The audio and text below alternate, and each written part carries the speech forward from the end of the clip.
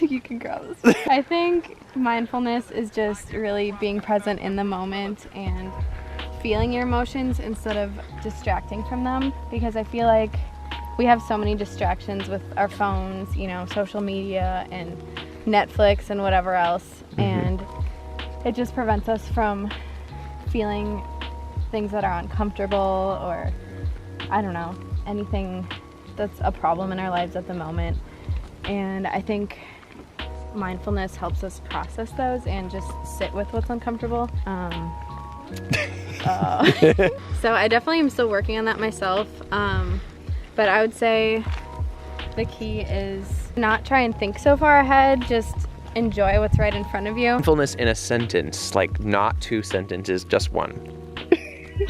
Hold on. Mindfulness is presence and richer, more thought-provoking experiences. Sunset still? About your thing, so about freedom. Why is freedom your word? Why is that your principle that you have as a channel or as a page that you preach about? Freedom is important to me just because for the majority of my life, up until the past couple of years, I was just living my life more how other people wanted me to live it or how I thought I should be living it. And that's tied to my eating disorder. It's tied to just in general peer pressure, trying to conform to the person I should be. Even trying to get a 4.0 in school, I just thought that's what I had to do and be a perfectionist. And so freedom to me is letting go of all that, all the expectations of who everybody's telling me to be, and just being who I am, and being okay with how my life unfolds, even if I don't have a plan in place. Yeah, letting life happen. What would you define it as in 1 sentence, if you could? I think it's more about just being, you know, a happy, positive person that, you know, walks around life with positive energy and, you know, wanting to do good for others and make themselves happy, because that's the meaning of life. For me, mindfulness is a cognitive practice that really heals your mind. It's powerful, uplifting you to many positive realizations while making sense of the negative. I take it one day at a time, growing with each moment of awareness and gratitude. I feel like mindfulness is a way to open the door to the truth of life that's right in front of you. A lot of the time, our minds don't notice this, even the obvious.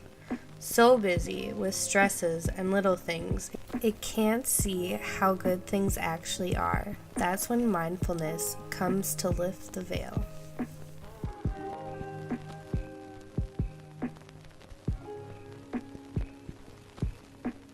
Mindfulness to me is like an essence. It's so broad and so profound, it's hard to see, yet so obvious. You know when you're searching for keys and they're right in your hand but you can't see them? That's how mindfulness is being overlooked. It's part of who we are. It applies to every human being in the world. Yes, it's mostly been lost, and that's why so many of us don't feel well anymore. We don't feel hope. We don't see the beauty right in front of us, and that's why I'm doing what I'm doing. I want people to be able to draw back the black curtains of a busy and unguided mind and be revealed again to the beautiful truth that shines beyond them. It is so easily accessible if we just change our mind. And I say again, we have basked in this light once before, back when we were children. Back in those days, we saw hope in everything. Everything could reveal more, could hold more, was more. And so we were. And so were we. We had nothing but an open mind of curiosity and playfulness by nature. We were becoming aware, and we thought a lot about it. Now, as life gets more demanding and overwhelming, we can lose touch of this truth of our consciousness, and we walk veiled toward a paradigm that is one-tracked and worldly, which leads us down a path of falsehoods, cliches, and disappointments. Since our mind on this road cannot perceive life or events as something more, something deeper, something that transcends material and time. But if we lift this veil, so we see that there is so much more, so much more than the superficialities, status, consumerism that modern society tells us is so important and to be our main focus. Now, how do we lift this veil? Well, there is no special or fancy ingredient or process to go find and go through. The answer has always been the same, has always been available, and is actually in our hands right now. The power of our choice and free will given to us by God is our answer, but we must choose to see and use it. We must take ownership of this ability fully and wholesomely. We must stop living like our choices and mindsets are controlled by someone or something else. Yes, they are influenced, but never out of our control. We choose who and what influences us. We must choose to point our choice to something higher and better than the surface fallacies of this world. We must choose to see greater and deeper things out of the ordinary and mundane. The extraordinary is encompassed around us every day. It just takes effort to see. God created us for something far more grand than we could ever imagine. But do we want to fulfill our destiny in this unimaginably spectacular created purpose for us? We will soon realize that we are loved far more than we think, and that the will of God in our life is something we have nothing to fear over and everything to stand awe of and participate in. What do you have to lose? You may be wondering why I'm wearing this crown. Well, I'm not a queen, but I still choose to wear this crown. Why? You see, I have always admired shiny things, feeling beautiful, along with the art of makeup, something that has always been locked into the realm of feminism only and only for girls. And so it was a little bit difficult for me to sit there and to feel like I could never dive into this realm of life or to look some way that I wanted just for fun.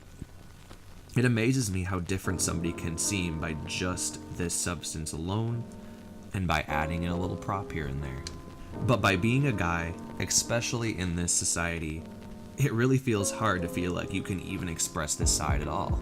I say, though, that these imaginary societal and gender boundaries won't stop me from crossing them. You don't have to be something all the time or to be 100% cut out for it to enjoy it or to see what it's like. Not one sole thing has to define you. Many, many things define us, and that is entirely done by you and nobody else. I believe that self-expression is so important to allow to be blossomed out into the world. If you feel something blooming within you, don't suppress the bud. Let it burst out into its true beauty, even if it's just for a moment. I wanted to make a metaphor behind this video when I saw the results of my friend's makeup job on me and putting this crown on. I figured, why can't everybody wear this crown? And why can't anybody feel confident in it and say, no, this isn't too big of a dream for me. It's not too obscure to work towards. You can wear this crown and you already are. I really encourage everybody to be more bold and to not worry about what others attempt to project on you. You define yourself and you love yourself, and nobody can tell you otherwise. Over the next couple of months, follow your intuition by taking a leap of faith into something that you have always wanted to do but might have been a little bit insecure or unsure to actually go for. But why should you deny yourself that right? We are entitled to new experiences, so go right ahead for it and make it into something that you can look back on and reminisce and be joyful and excited about. That is what matters. And if people don't like it, that's just too bad. Maybe they should try it too.